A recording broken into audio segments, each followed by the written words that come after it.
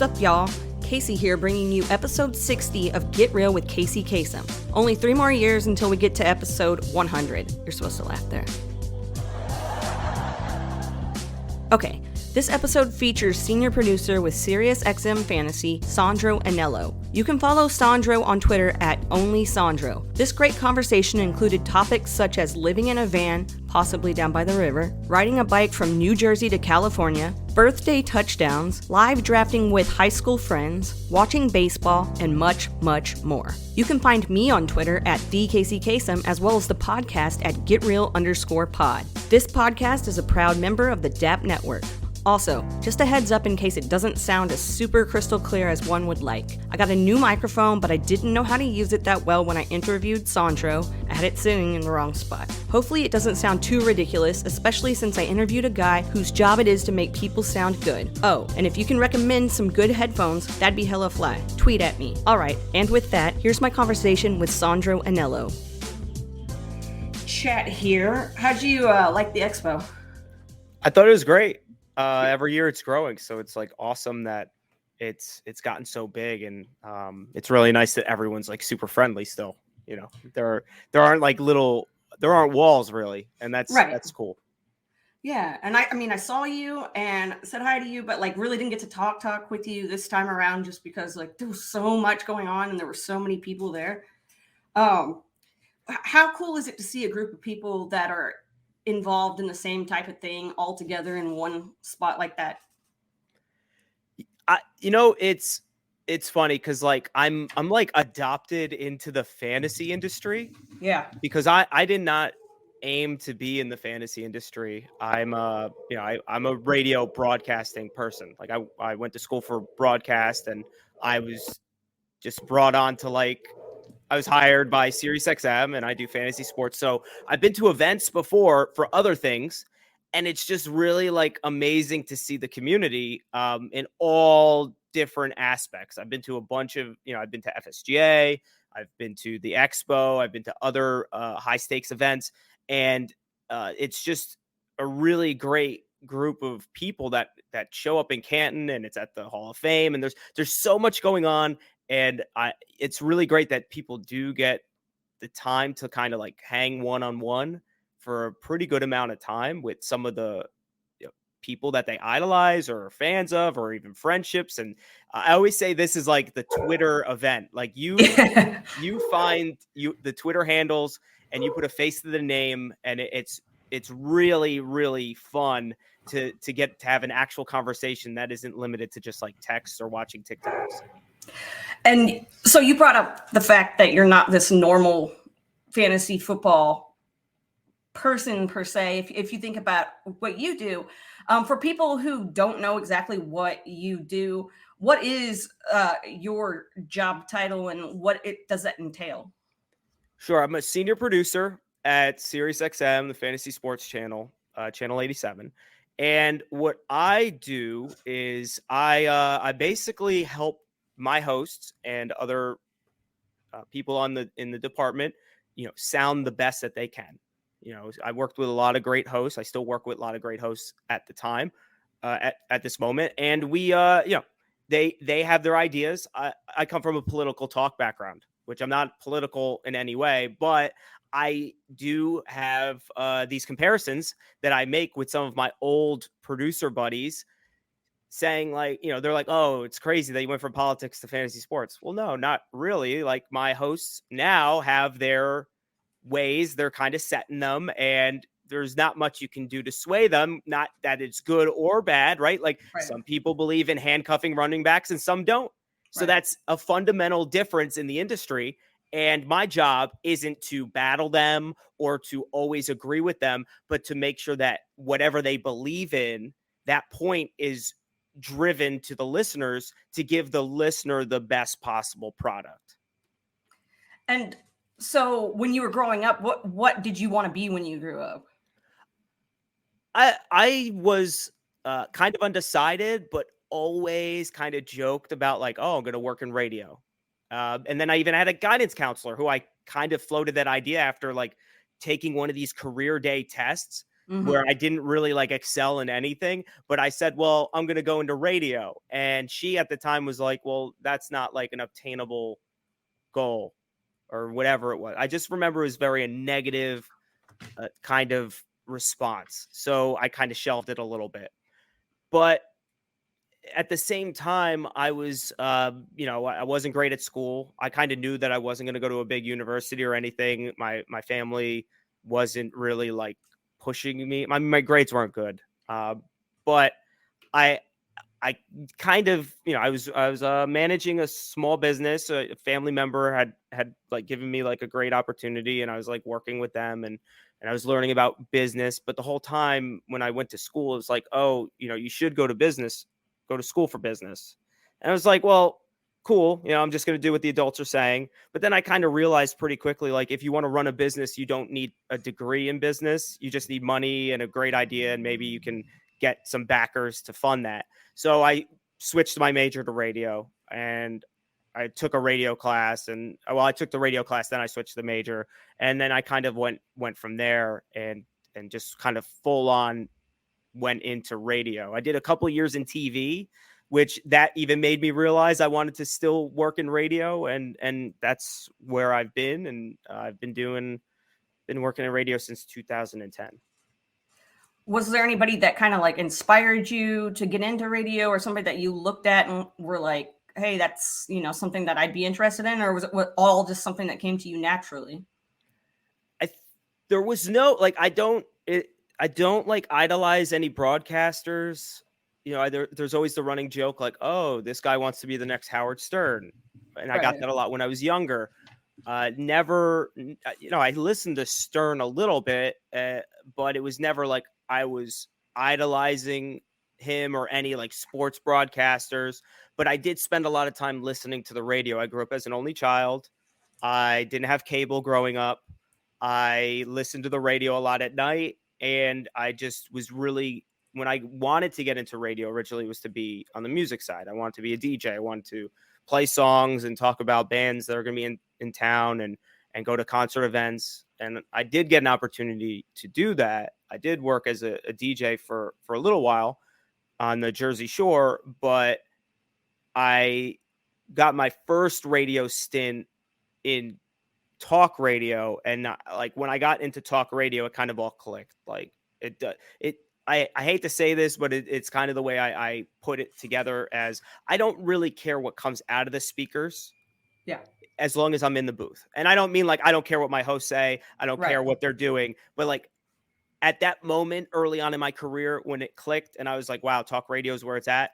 Like I said, I was in politics, and I did a lot of like infomercials, or like doctors were like selling like what I call snake oil, and like I was working with Rick the Fix-It guy, and lawyers, and all sorts of different shows. And for me, the content never mattered. It was just that I was in the booth, and that I was able to kind of like tell someone like, hey, it's time to move on, or like, oh, I think we should keep on going with this topic.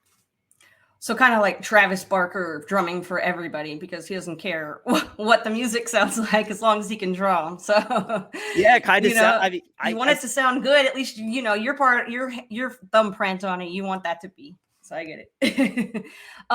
So, but how did that journey come about? Because I know your story is kind of crazy with all the things that you've gone through, and you're. We're not going to go into how old you are, because I'm older, but but how did the whole journey, once you were, you were in college doing all that, how did you get your first gig, and how did you, go about that process? Yeah. So I grew up in New Jersey, Central Jersey. For people in Central Jersey, we're the only ones who believe in Central Jersey. I went to community college. Like I said, like going to a big university was not like part of the plan. My mom mainly, because my parents divorced at a young age, and my mom was like huge, like a student. My parents immigrated here from Italy. Like they were like, you go to school, and we're going to America, and the child's going to be a doctor or a lawyer, right? So like these big aspirations for me to be a big into school, but that's not how it worked out. So I transferred to Rowan University. It's a school in South Jersey around 2009. And then I became a member of the student-run radio station. And then kind of not like 6 months later, I became the operations manager. I was just like all in on radio when I got there. And then the GM at the time, Frank Hogan, he said to me, I'm setting you up with an interview at the time with CBS Radio. And I wanted to be in music, but this was for a talk station. And it worked out. The first interview didn't, but that was for an oldies music station. But then the talk side, they liked me. I interviewed a couple of days after the first one. So then through that, I worked for like the Phillies broadcast team for a little bit. And then I graduated from college in 2012, so I started working in the industry before graduating. Then I started working at Univision, which is my TV stint, a Spanish speaking television network. I don't speak Spanish. I spent 4 years there, but the whole time I was searching for a full-time radio producer gig, where then I started to go outside the box a little bit, where I lived in a van trying to like let people know like, hey, I want to work in radio. I will do anything to do that. A lot of places thought I was like crazy, but I would say like, I would say like, how can you say, I was working in Philly, right? So Philly's a top 10 market, and they're like, you're crazy to want to leave a top market.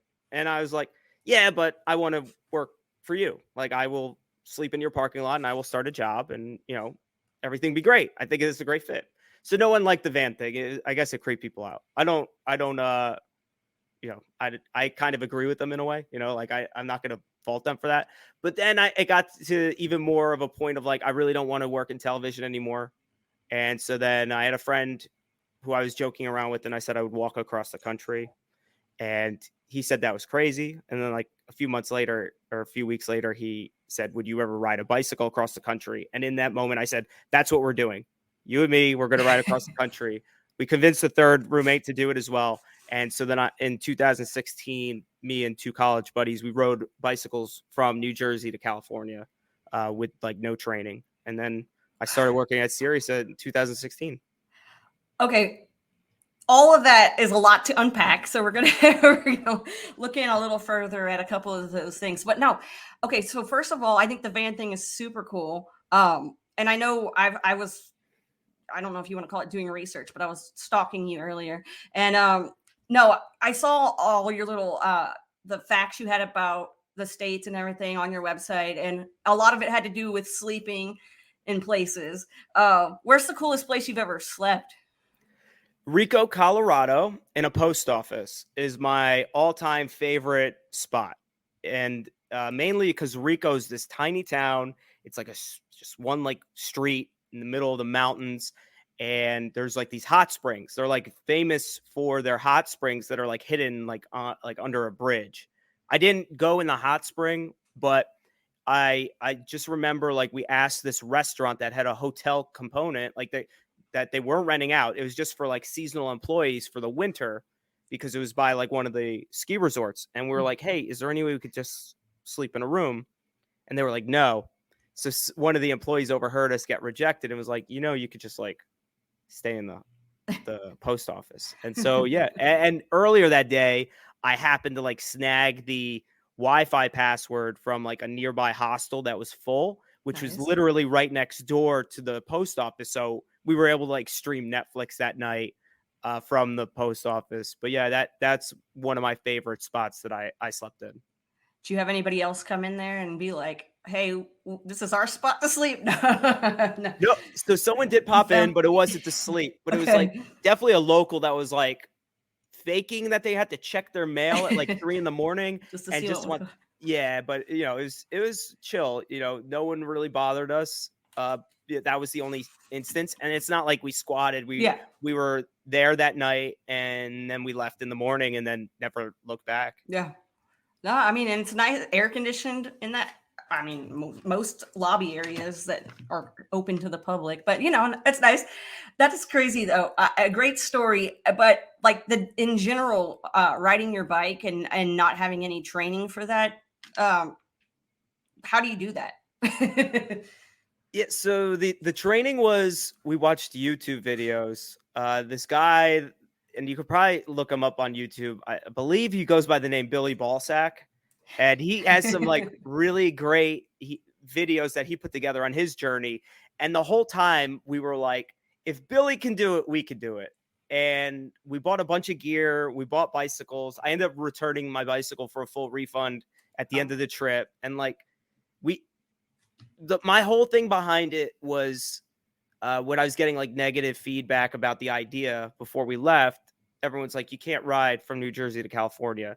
And I was like, children ride bicycles. And I know I haven't ridden one in a while, but I believe that if I just ride at the pace of a child, I could eventually get there. And I thought it would take 2 months, but it took longer. But yeah, there's the train. You kind of train as you go. It rained every day for the first 2 weeks, which was tough. And we got caught in like, not, I don't want to say snowstorm, but it was cold enough where it was snowing in parts of Pennsylvania. Wow. And, there were times where it was good to have friends, right? Your friends can help you get through some mental challenges where physically we were fine, but mentally when you text your friends back at home, you're like, hey, I'm in Pennsylvania. And then they would Google it real quick and be like, oh, I'm only 3 hours away. And you're like, well, I've been out here for 7 days and you're telling me I could get home in 3 hours from a car. Mentally, sometimes gets to you. And one of my buddy, and there were different days where like I would feel good and I would want to ride further.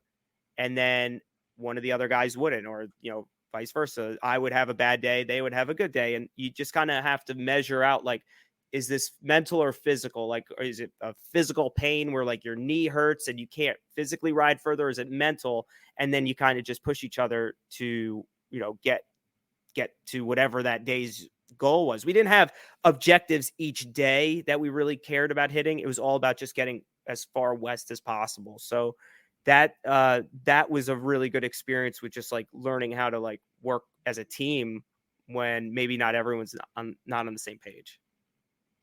And how long did it take you to get back on a bicycle, or have you been back on a bicycle since that whole trek? Yeah, I did take a while. I did. It was maybe like 3 months, maybe longer, because at the time it was real hectic. So when I finished the trip, I was in San Francisco and I interviewed for my current job, and then I pretty much got hired a couple days later. And then I had a month to figure out how I was going to get home, which home is my van, pick up my van, move to by Washington, D.C., and figure out where I'm going to live and how I'm going to get around. And, so it's kind of like a lot of stuff was going on where I didn't even have time to really think about cycling. And like beforehand, I didn't ride bikes actively. So it wasn't even like part of my life, which is kind of weird to say since I was doing it for like 3 months straight. But then eventually, once things started to settle down, I said, hey, let me buy a bike. I found something on Craigslist. I rode that around for a while. And then now I have a different bike, which is I've been like slowly prepping it for if I'm going to do another cross country trip, which I pretty much have all the gear now. And if I have time, maybe I'll do it again. That sounds rad. I mean, it's so, like crazy to even think that you did that, but it's cool to hear the story. Did you document as you went all the things that you guys were doing, or how did you keep track of everything? We thought about it. We definitely bought the gear to do it. We all bought GoPros, and I brought my laptop with me, which like if you talk to anyone who's a cross country cyclist, they'll tell you this is the dumbest thing. Like we're a bunch of dummies, but we tried to do it a little bit. But then it started to take away from our experience, and we weren't like these we weren't like making cameras, like videos and stuff normally beforehand. Mm-hmm. And I was sending out Snapchats. I think my high school friends really enjoyed it, and it became this like personal thing where people were sending like very positive feedback and were excited for the end of the trip when I was posting on Instagram and Snapchat. And this was back when Snapchat was a little bit more newer. So and Instagram was all only picture, or mainly picture. It wasn't like as video. And Twitter for me was kind of just not like a huge thing. Like I was on it, but I wasn't using it actively. It was just a different time 6-7 years ago. So yeah, it was I have a few videos. We share them amongst ourselves. I was literally with one of the guys I rode with this weekend, which I haven't seen him in months. So, we always just reminisce about it. But yeah, a lot of it is memory, which is, great stuff for us. And it was less about like show everyone else because just at the time that wasn't really like our main focus. Is that when you first like grew out the beard, or had you been doing that for a while? I would say I definitely went through different phases where there was like a beard. I kind of remember shaving it a little bit like tight to see the difference by the end of the trip.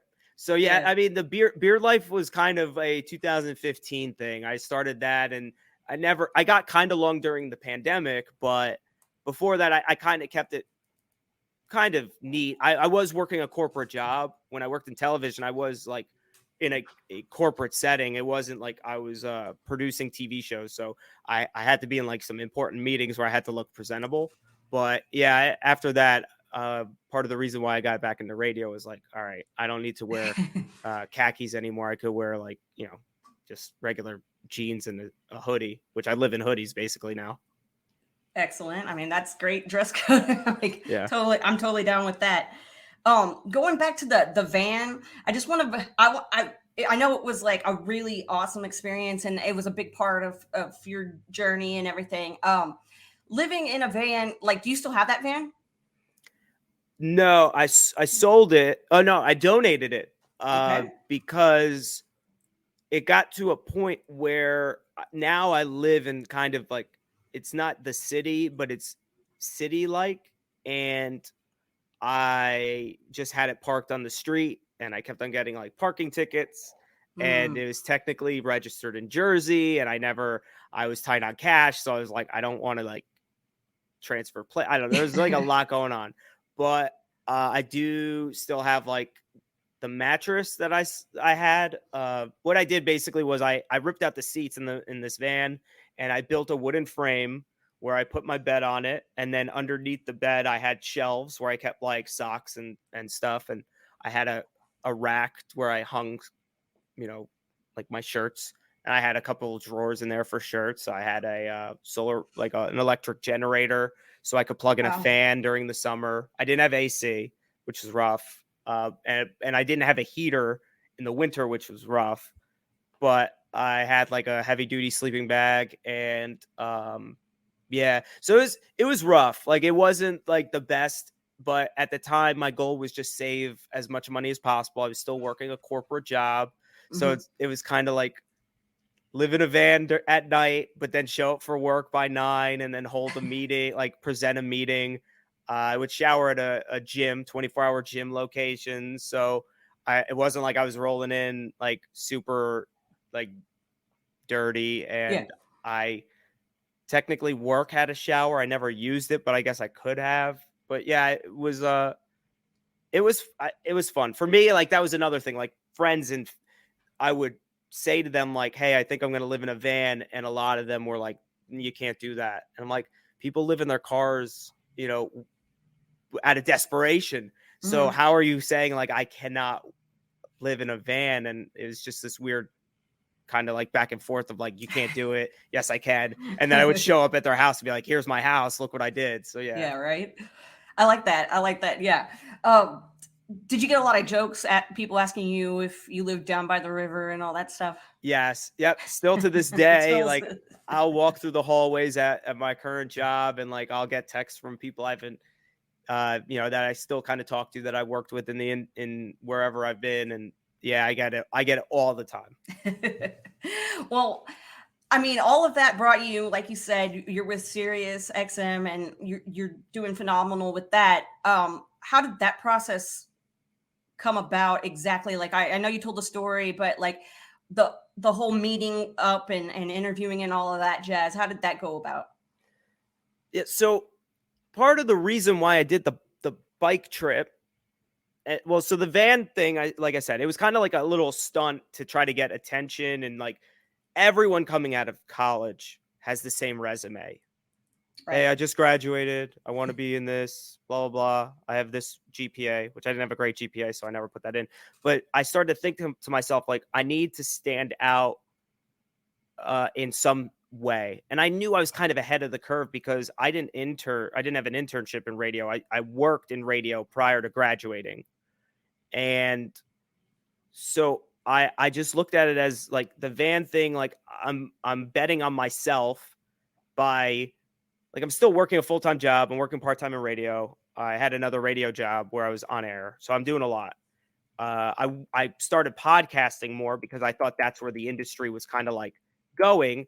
And I knew I wasn't really doing anything to present like who I am, what's my voice. So I figured maybe that will be something that people look into. I created the website, which sounds like you went to, onlysandro.com, or at the time it was predominantly dudeinvan.com.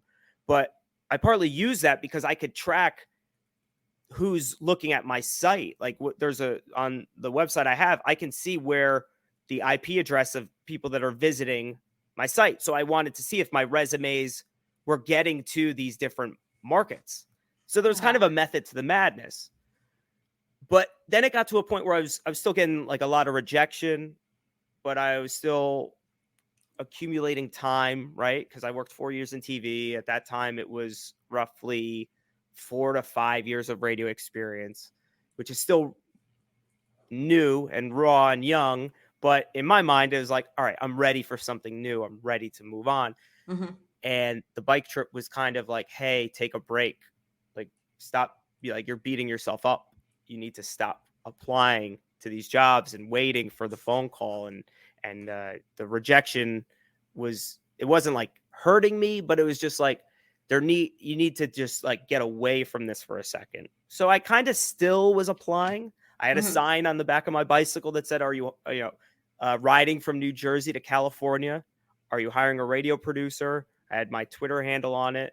I interviewed for a couple of places along the way. I don't remember applying to this specific fantasy sports job, but I ended up interviewing over the phone when I got to San Francisco a few days after the trip. And like I said, it kind of happened really quickly where it's like I was on a bus coming back from LA back to San Francisco because I had already gotten my flight back to the East Coast. And the HR person called and, they were like, hey, how do you think you did? And I'm like, I don't know. I interview with Sirius a million times. No one ever tells me I'm hired. And she's like, oh, well, you're hired. It's like, oh, cool. Good news. Yeah. And again, like kind of like that, the similar pattern of people saying you're not going to get a job riding a bike across the country. And I was like, well, maybe. And then I kind of did. And it's just one of those things where like I understand that some of us don't have like the ability to be like star quarterbacks, right? Some of us cannot hit 50 home runs like Aaron Judge and stuff like that. But with little things, I don't really like to believe that things aren't possible. If you put your mind to it and you work at it, you'll get there eventually. You just have to figure it out. Like the bike trip is a huge metaphor for that. I didn't know how many days it was going to take me to get to San Francisco. I didn't know how exactly I was going to get to San Francisco. I just knew that if I kept going in the direction of where my goal was, which was San Francisco, I would eventually get there. And it happened. So you can apply that to anything in life. If you want to buy a house, you just need to save or whatever. I don't know, because I don't own a house and I'm not at that point in my life yet. But like if your goal is to be, the top anchor for ESPN or any of these other major sports networks, yeah, you might not be the top anchor, but if you chip away and you work at it, there's a chance you may get that. And if you're getting negative advice from people that have never strived to do what you're doing or something similar, then that's not really the right person to talk to. But I did talk to someone who rode a bicycle across the country, and they gave me some really good advice. That's one of the podcasts I did when I was really active on my website, which now I'm not that active. And they were like, yeah, I did this X, Y, and Z. I don't really remember the conversation, but I remember afterwards saying to myself, oh, this is possible. Like I just talked to someone who I believe did it 2 times. And so if they could do it, if this guy on YouTube could do it, I have friends that want to do it, I'm sure that I can figure it out. When you were doing the whole bike riding, I want to go back to that real quick because it made me think, was there a time, because you're really good at perseverance and going and pushing yourself and everything. Was there a time that you felt like, I don't really think I could do this anymore? Like my legs are giving out. I'm tired. I just don't want to do this anymore. Me, no. I have one of my buddies who was on the trip that did have days. I think both of them. I mean, there were days where I was riding and I'm like, I want to stop today, but Yeah. it wasn't really like a safe area. But in my mind, I had set that I don't want to go back to my old TV job. Right. I didn't want to just give up and do that. And that me kind of suffering's not the right word, but like for this case, like in the moment, you're going to be over dramatic. I remember like yelling out, like, I'd rather suffer on this mountain than go back to that cubicle. And I was just motivated. I had a radio station at the time that called me out on air and was like, we are not going to hire the van guy. And that drove me a little bit. And, the voices and the chatter of, oh, you can't ride across the country. And like that, like, I don't like to compare myself to Michael Jordan. Like that's a little ridiculous.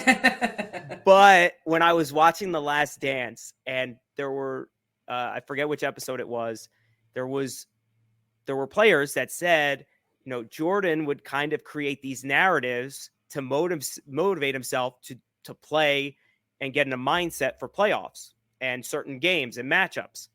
And I can totally see that. And I have a little bit of that chip on my shoulder where, when I'm working towards something that I really do care about and I'm hearing, this is not, you can't do it. You'll never get that or whatever the negative is.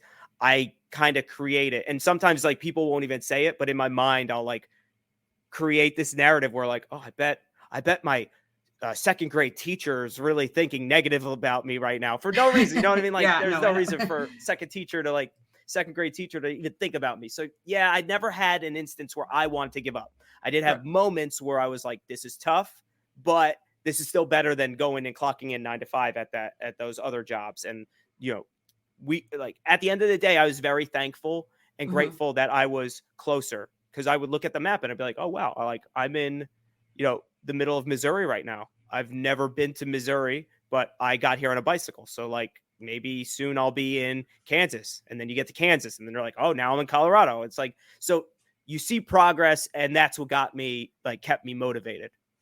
Yeah, I'm that type of person. I have to see the progress, like actually look at it and see that like I'm actually doing something and obtaining what I'm trying to get to. So you got to where you wanted to get to, which is you joined up with Sirius.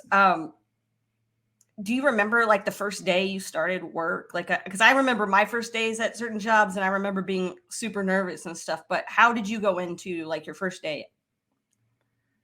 I don't really remember the first day because, well, I don't really have a reason why I don't remember, but I do kind of remember like someone being like, oh, this is the bike guy.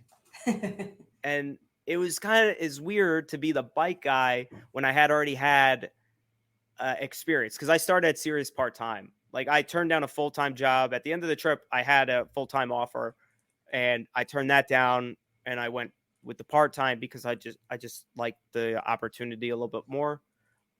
And when I start something new when I work, I'm not very outgoing. I absorb everything. I try to like learn what this job is all about. And so I get quiet and I just focus and I write down a lot of notes. And because for me, as someone who's, I'm in a very vulnerable spot when I'm running the board of a radio show, right? You hit one wrong button. Everyone who listens to that show knows that sound shouldn't have been played there. Every host is going to say something. Other producers are going to say something.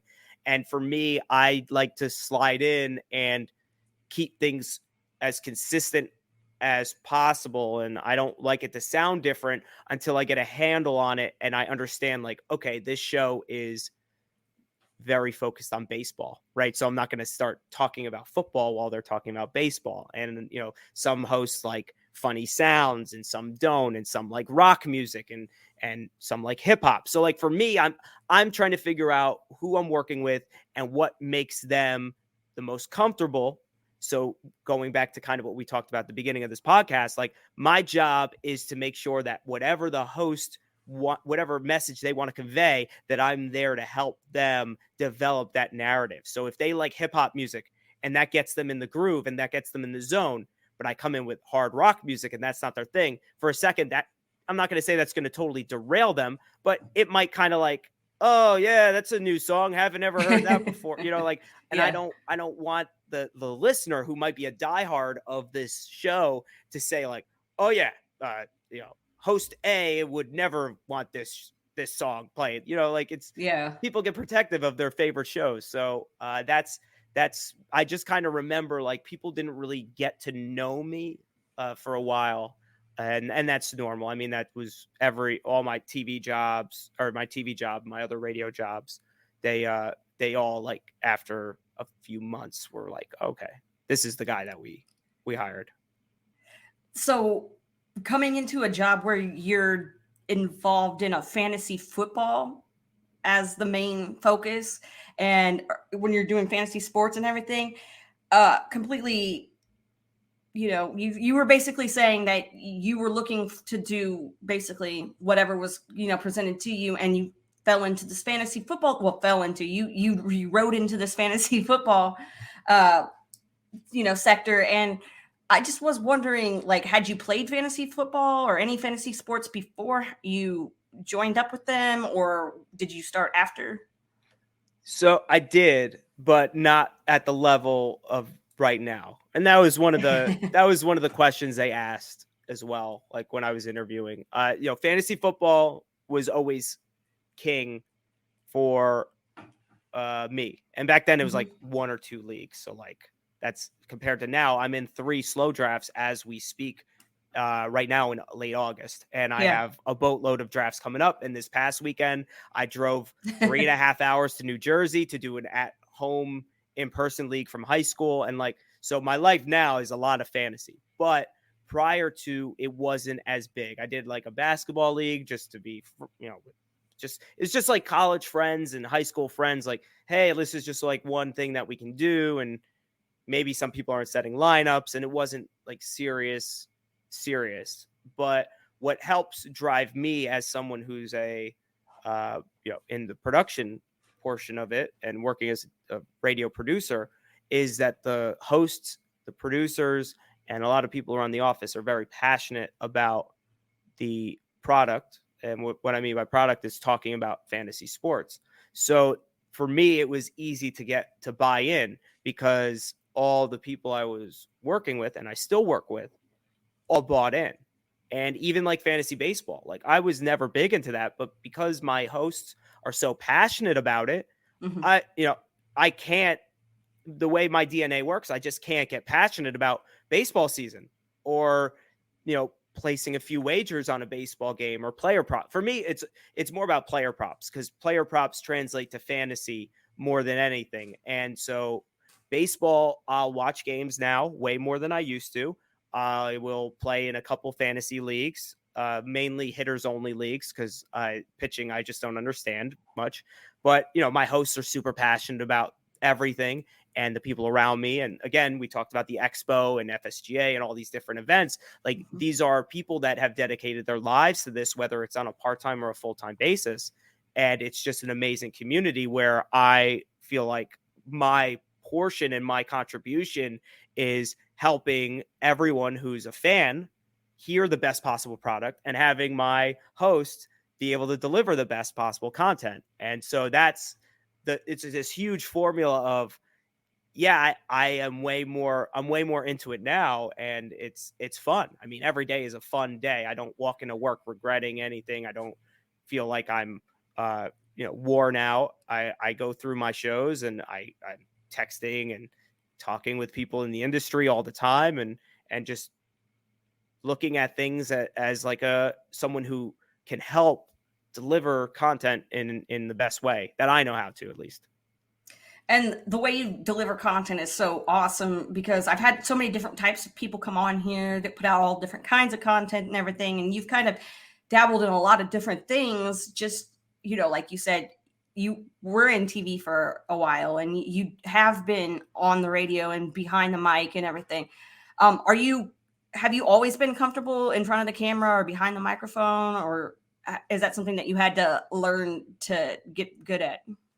That's a great question because I honestly have no desire to even be on air, or and my TV job was behind the scenes, so I wasn't in front of the camera, and I had always focused on the radio side. Even when I had to take TV production Mhm. at Rowan University, I opted when our final project was to put on a full like TV newscast, and I opted to do the audio part.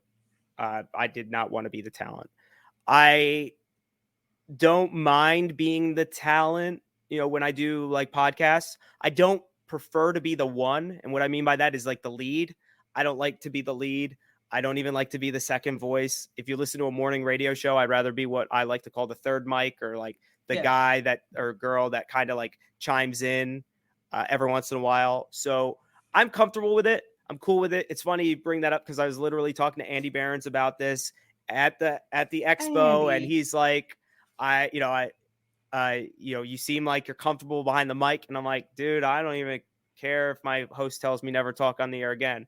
But when I do get the chance to crack open the mic, I do try to be me as much as possible. And people think I'm putting on like a personality, but in many cases, I'm kind of like your off the wall fantasy drafter guy. Like I'm not going and drafting guys like way like many rounds over ADP, right? Like I'm not getting like a fifth string wide receiver in the third round. But when it comes to DFS and betting, I love the fact that I'm all in on birthday touchdowns. I look at when players have their birthdays and I'm all in Love on, it. hey, this player could go off, and I like to use the human element to my advantage. Or I'll see, like last year I was all in on Quintus Cephas and people weren't even drafting him, and he scored week 1 and he was getting receptions and targets week 2. And then unfortunately he got injured, a couple of weeks into the season. But the fact that like I saw this wide receiver and I was like, I don't know why no one likes him. I mean, he's kind of the number 2. And I do like to make those little like research projects for myself based on like the hosts I work with who are so passionate. It's like I found my own angle of like, oh, well, here's a player that I think could be worth just stashing. And so that's where I kind of get like my voice and where I get comfortable, because I do try to stay as authentic to myself as possible. And with those talk radio, like in the morning when I listen to like sports radio or whatever, it is always the third mic guy though that I am like, that's the least annoying one. And it's because he doesn't say as much stuff or whatever, but he said, but everything that comes out, so like when I hear you talk and stuff, I'm like, wow, you really get to the point, but you're really good at explaining things. And I just like the cadence. I don't know. It's weird to say like you like the cadence of someone's voice, but I think you have a really good voice for, podcasting and radio and all of that. I really do. So, I appreciate that. I also do believe that because you get me in limited stints, it's like I can't irk people too much, because I'm not like going on like a 15-minute tirade about how you need to look at Chris Moore in a different way. I'm not going on and on and on about random third string, fourth string, Jawan Jennings, going on like this long ass tirade about it. But if I come in 15 to 30 seconds of, I like this player, X, Y, and Z, birthday narrative, hometown revenge, blah, blah, blah, blah, blah. Well, it's only 30 seconds of your day and you can laugh it off. And if you really think I'm a dummy, I mean, my DMs are open at Only Sandro. I mean, I give my phone number out all the time on air. I tell people you can tell me whatever you want, right? So, I mean, anyone who's listening to this, 216-532-5122, let me know what you think. Like I'm just here for the community, right? I like it. And speaking of the community, going to events like the expo FSGA and all the different conferences and things, and doing a live show or doing live shows at these locations, how is it different from how you usually do your shows? And have you had to adjust things to kind of make it go more smoothly when you're on the road? It's a great question. I had experience doing remotes prior to Sirius, which I when I was doing the radio show as a on-air DJ, I was doing it as a remote on the boardwalk of in Wildwood, New Jersey, which is it's a pretty popular like destination spot for vacations. So that was a full-on remote all the time. So I had experience with doing that, and then I've done a couple of remotes with Sirius and my other radio jobs. So the difference I would say is I like to be hands-on when I'm at the studio on my normal gig. Like I like to run the board. I like to be in control of like the sound and everything going on. When I'm at the expo or other events, you're more of like directing traffic because a lot of the show is still being run at home base. Mm-hmm. But what's great about the expo is through the years I've met a lot of great people, and it's very easy to get like guests. And I think that's a goal, that when you're at a live event, you want to hear voices that Mm-hmm. are different from what you're normally hearing. And that's mainly because the opportunity of having them right then and there, and having an interview with someone in person, it can sometimes be, it's different. It's definitely different, but sometimes it can be more fulfilling by talking over like, oh yeah, did you buy the $7 hot dog? Like that could be a conversation which you're not going to have like in your normal I'm going to call you on the phone. So those like in-person interactions are great, and the remotes are huge for that. And it also, I like that we are at these events because it does highlight like what I believe are important parts of the industry that aren't just here's rankings, here's advice, here's how you win your league. It's, oh, here you can be here and show that you're a fan, or try to break into the industry. And I was having conversations with people that would say, hey, I want to do what you do, how do I do that? And I was like, well, you got to quit your job, ride a bicycle across the country. No, but seriously, I would tell them like, you just got to keep on chipping away. And I mean, Yeah. that's the main thing. And so the remotes are fun. They are different, but they're not it's not like there's anything like unexpected. I mean, Sirius is a great company, and we have like a really good like setup, and we have everything's down to a science, and we're always growing and learning. But at the same time, we have a very good baseline where the remotes don't really go off the rails. Knock on wood, next time I watch, like I'm gonna have to like string stuff together with like duct tape. But no, it's they're fun. Yeah, I mean, it looked like a blast. I walked by and like I saw Hutchinson Brown was getting interviewed, and it was just cool to see like the different people, and they're all, I'm going to be on. So it's cool to be able to see that up close. I think for us as fans, it's really cool. Like you were saying, people want to, oh, I want to do what you do. So it's really cool to be able to see that in person and be like, wow, that's how it is. Like, that's pretty cool. Uh, um, so being at like the expo or being at any of those events is one thing, but then like before that, you've been thrown things like when the pandemic hit, when COVID hit. How was your work experience then? Like, what did you have to adjust, or how did things go when that all started? So the adjustment was, it wasn't in a way like radio and TV, and this is more of a general way of looking at it. Like we're considered essential workers because, I know fantasy sports, we'll take that out, but just radio and broadcasting in general, like no Right. one's newscasts really shut down during the pandemic. Where my life changed a little bit was I was working on other channels, and we were coming up with ideas on how to continue putting out content. And there's a lot of brainstorming of like, how are we going to continue doing what we're doing where, things are shutting down, and,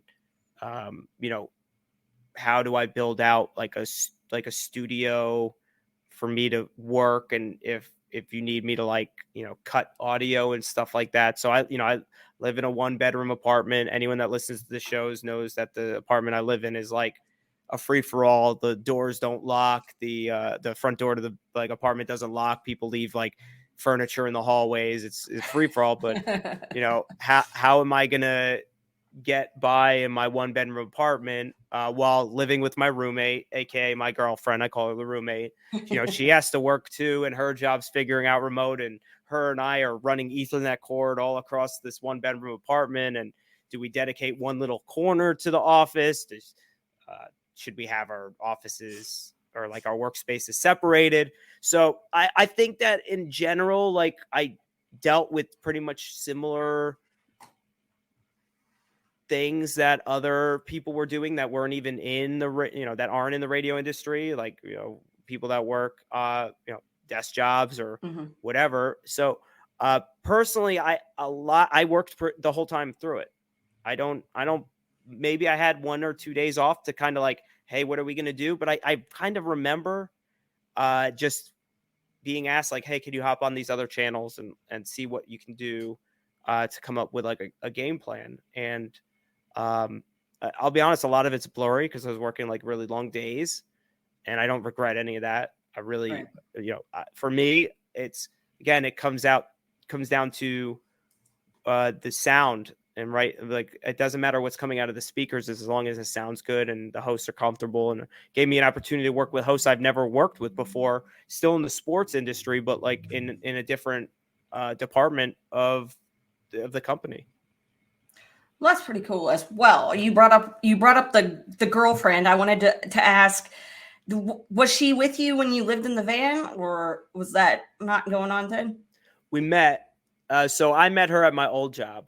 Okay. And I was living in the van. She does talk about how she like broke the news to her mom, like, hey, I'm talking to this guy and he lives in a van. I like to say that we've only been dating for 6 to 8 weeks, but if you do the math, we moved in together in like 2016, 17. So 6 to 8 weeks isn't the right math. At least that's what she reminds me. But yeah, so we talked before I left on my bike trip, and we talked when I was in the van.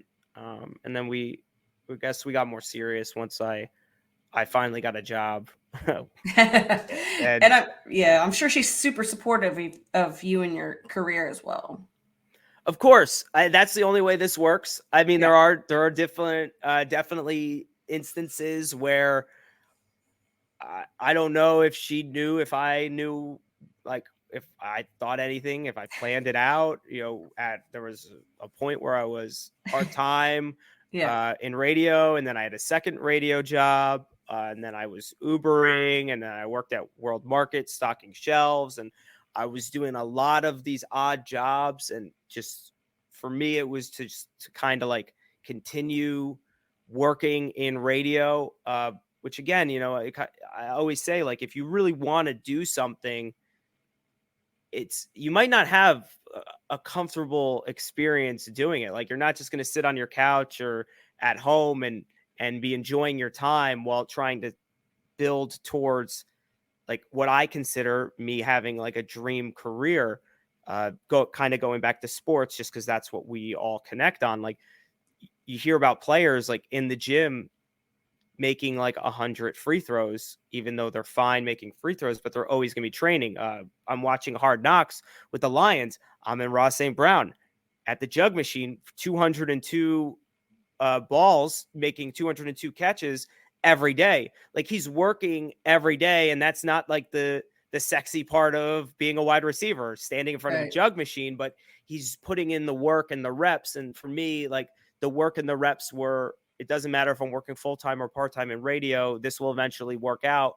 But along the way, I still have to pay my bills, and I have to, save and think of my future. And I will, I'll drive for Uber, or I used to deliver food on my bicycle for Uber. And like, you'll do like other jobs that aren't related, but they still help you, obtain your dream and your goal.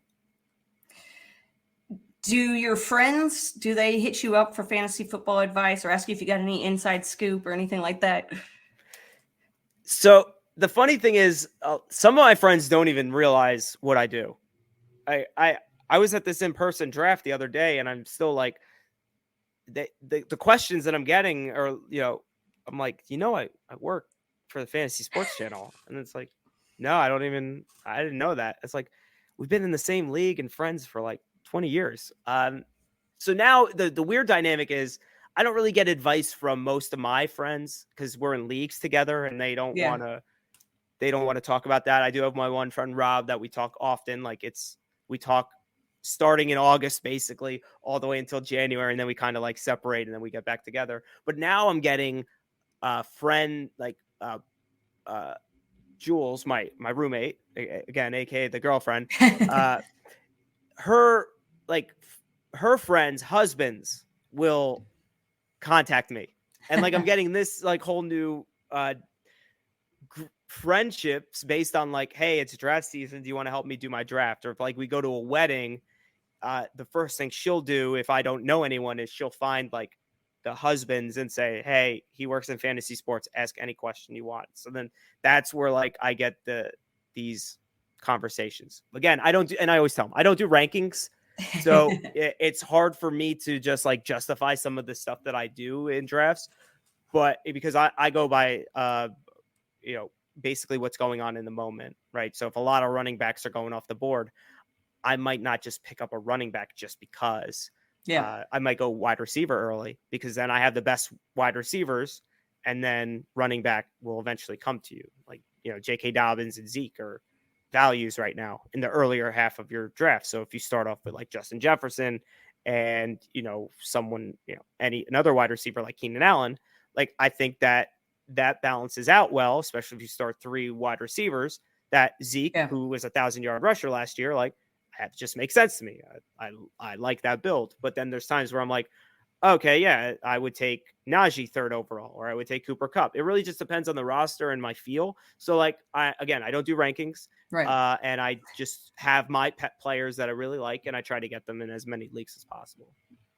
And you talked about driving 3.5 hours to go to a draft and do it live and in person. How cool are live drafts? And if somebody hasn't done one, like, why do you think they should? If you have the right group of people, it's a really great experience. And for me, it's the one time out of the year I see my high school friends. And this is the only way that we are still connected through this league that has been going on for years. And the few people that are remote, because some people couldn't make it, we make it an option not to show up, even though most people do. But it's just like it's like an all-day event where we reminisce about some stuff that happened back in the day, and then we talk about current stuff. And everyone's at different phases. Some people have kids now, some are going back to school, or they started a new job, and it's just a really great way to connect with people that I don't talk to often.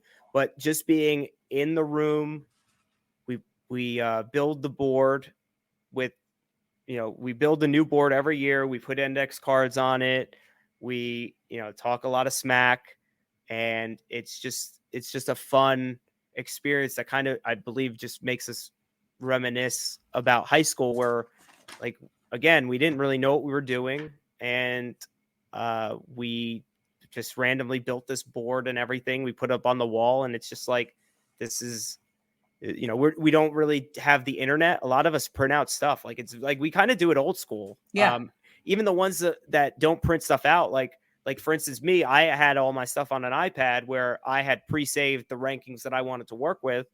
And, I didn't have my iPad connected to Wi-Fi or anything. It was just like, I'm just going to do this. And I do a lot of stuff on paper and pen, and I write myself notes, and I keep track of like how many players are off the board by the time I get there. So it's a super flex league. So I noticed that after I took my QB in the first round, I went Justin Herbert 5th overall. It was getting a little iffy where my second quarterback, I got Daniel Jones, which everyone in Jersey, they're Giants fans for the most part. That's such a terrible pick. Yeah. I mean, I'm fine with Daniel Jones, especially at QB 24, but that's the main thing. It was QB 24. Yeah.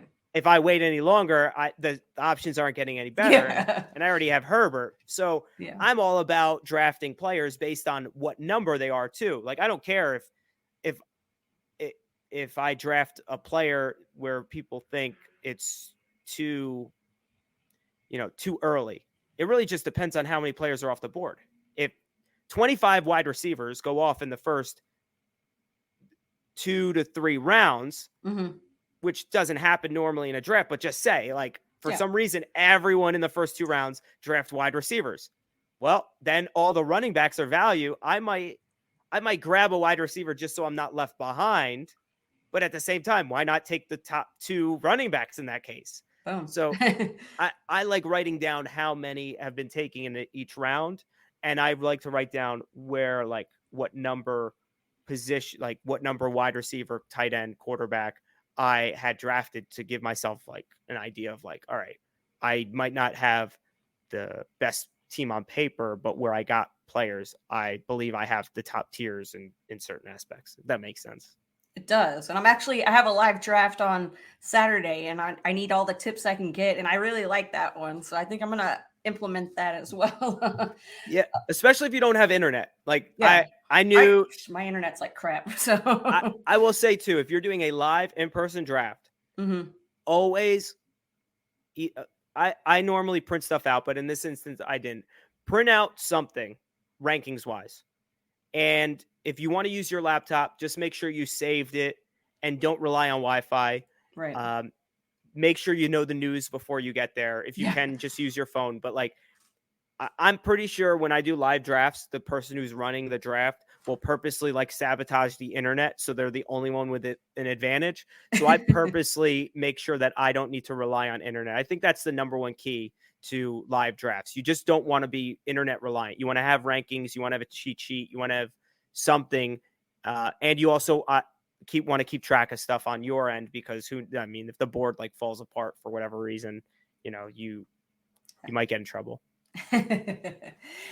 Have you ever been in a situation where, like, a draft's going on and something happens, like Andrew Luck retires while you're drafting, and then somebody drafted him and you're like, haha? Have you ever been or somebody gets hurt or something? Have you ever been in a situation like that? Last year, Dobbins got hurt an hour or two before the draft. Someone else drafted them. I did. I was a scumbag. I did not say anything. Yeah, somebody was like that in my league. But I waited. So I knew I was not the only one that knew that Dobbins was out. So I waited. But there is a rule in this league that if 2 picks are made, it's typically 1 pick, but, like, since it's in person, there's no clock and there's no, like, technical, like, you don't know when someone's pick is in, kind of, except for the fact that they're writing it on a card. Like, so I was just sitting there and I said, all right, I know. And I'm looking around the room and everyone's eyes are down, like, just staring at their cheat sheet. And then 2 picks go by. And then I forget if it was the person who drafted him or someone else, but someone brought up, hey, Dobbins could be out. And then the guy who drafted him was like, can I go back? Can we go back? And I was like, hey, commissioner. I just started yelling out, commissioner, you got a commission.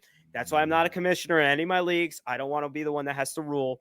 So, yeah, I should have been nicer, but I did do a very mean thing and not say anything. I mean, you bring that up. That happened to me, though. So I'm the commish, and I'm trying to also host this thing. My wife's out of town. I'm, like, stressed out, and I totally missed the news and drafted him. And everybody sat on it that knew about it, and then, like, laughed about it when they, took, the Gus Edwards, then he got hurt. Then he got hurt, so I was like, okay, so I mean, that sucks for them, but karma, Yeah. So, yeah. Oh yeah, that's funny. So do you have a specific, like, setting or format that you prefer in fantasy football, or anything like a wrinkle or something that's pretty cool? No, I'm in guillotine league. I'm in a couple guillotine leagues, which are fun. Mm-hmm. I always tell people, if you can get 18 people, that's a real fun format. But for the most part, just invite me. Let me know what the scoring setting is, like the scoring is, and I will adjust. I don't.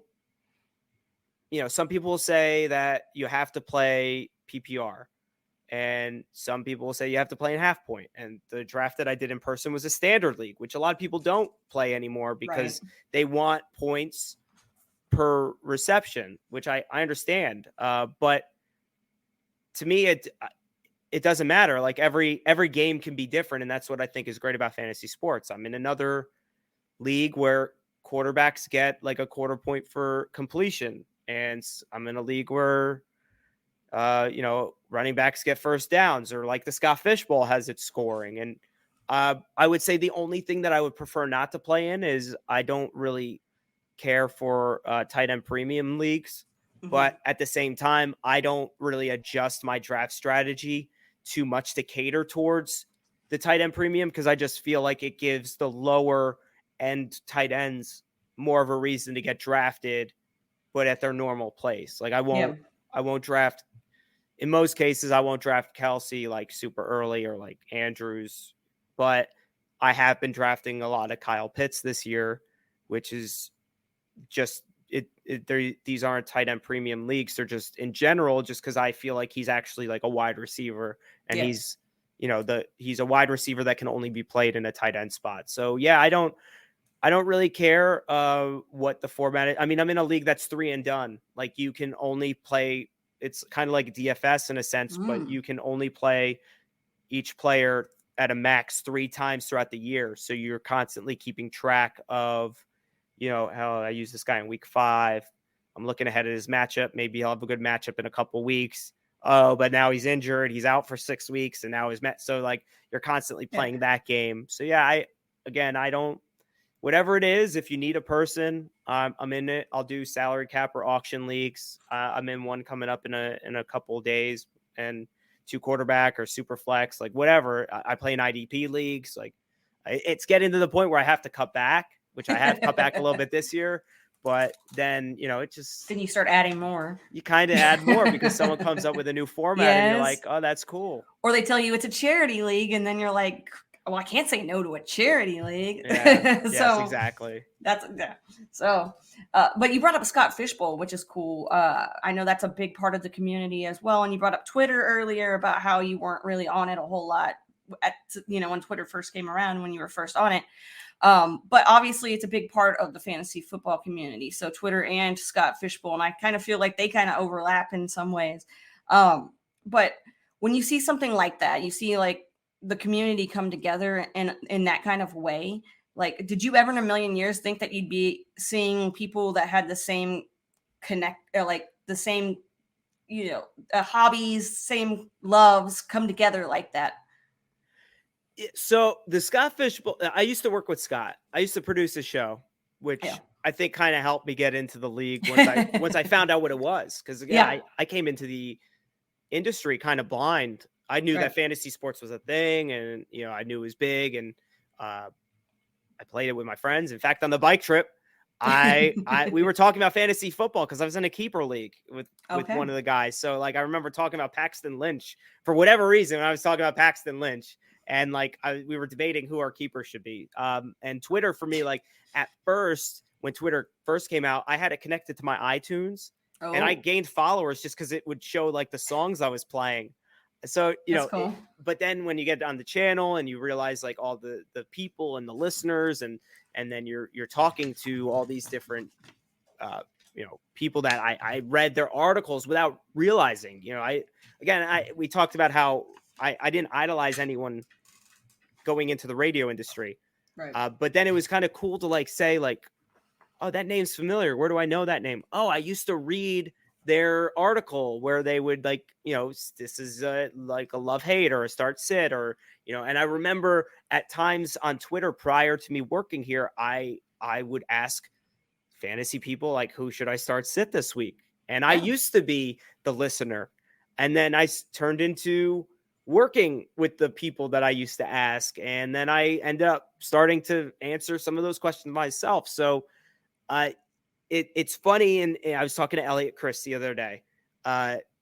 In many ways, the fantasy community is Twitter. There is a portion of Twitter that is the fantasy community. And, you don't have to be active and put out content to be a part of it, because you could be just a fan that's reading stats and tweets, or you could be asking questions.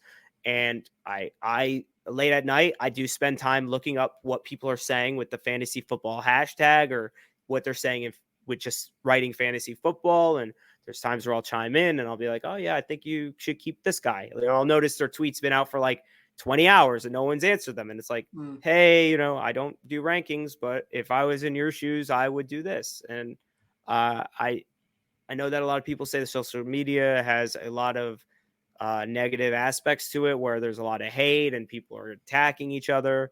I try not to buy into that. I do get a few hate tweets from now and then, but like not really a lot of like big name people, no matter what industry you're in, like big name people and actors and actresses.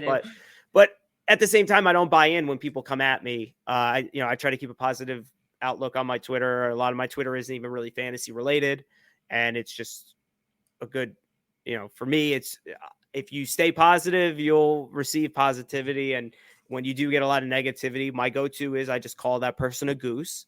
And normally they don't have a way to get back at me with that. And, we move on. We'll never interact again. It's the internet. So I love that. Okay, so before we wrap everything up, though, I do want to know more about hashtag Get Sticky. Let people, because people are probably like, what? Let people know what that's all about. And yeah, tell everybody what that is all about. So I give a free sticker of my face to anyone that asks. You'd literally just have to DM me, or again, I'll give out my number, 216-532-5122. You can text me. You send me your address, it's free. I will send you a sticker, hashtag Get Sticky, and that's it. I mean, it's very simple. And I've sent out hundreds of these stickers. Again, people offer money, and I'm like, nope, free sticker. Don't worry about it. I will send it to you. And that's it. Nothing. It's nothing too crazy. What I did last year, and I'm gonna do it again this year, is I do a draft on Twitter where I just send an invite to a random person and I say, hey, you're on the clock. You're at 1.01. Make a pick for team 1 and please send it to someone else. And I call it the Get Sticky League. That's dope. And I put it into Sleeper, and it's a best ball league. It doesn't make any sense because we don't draft reserves. Bye weeks, there's no filler. There's no, if the player gets injured, they're done for the year. But it's a way to just get different people in the industry, and maybe even not the industry. I've had some people be like, I don't know what fantasy football is, but I'll take this person. And I just put that out there. I haven't sent it out yet, but I'm kind of trying to tweak it where it's a little bit easier to understand from last year. But I was able to put together a hashtag Get Sticky 12-team best ball league where I don't know how many positions or how many rounds. I think I did 6 or 7, but literally every pick was a different person on Twitter. And then I paired together all the people that were on the same teams. And at the end of the year, I announced who the winner was. There was no prize except for the people that said, hey, I want a free sticker. But yeah, I'm going to do that again. And it should be hopefully fun. I don't know. Some people said it's annoying that their timeline was flooded, but then mute me for a couple of days and then you'll be good. No, don't mute him. It's gonna be awesome. That's such a great idea. Like, you've given me like a lot to think about. I really enjoy that. Okay, Sandro. So, can you go ahead and just let everybody know where they can find your stuff and what you got going on? Sure. At Only Sandro on Twitter, Instagram. You can go to onlysandro.com. I really don't update that often, but my email's all in there, and I've given out my number a few times. What I'm working on, nothing really. Again, I do like to help with my job, like get my hosts their content delivered. So, I'm not really podcasting or anything at the moment, but I will be tracking and probably tweeting out birthday information for players. I did that all last week. I put who I thought was relevant in what I call the birthday algo. And, that's pretty much all you'll get during the football. And my reactions to 5th string wide receivers that should have gotten more opportunities. So yeah, I'm just here. I'm a guy who's just on Twitter and that is probably one of the luckiest fantasy football and fantasy sports fans because I get to kind of just do it every day. And that's it. For sure. Yeah, super lucky, super awesome, and a super, super nice dude. So if you guys are following him, go check him out and yeah, give him all the support. Hashtag get sticky. And also remember to come back next week for another episode of Get Real with Casey Kasem. Stay red.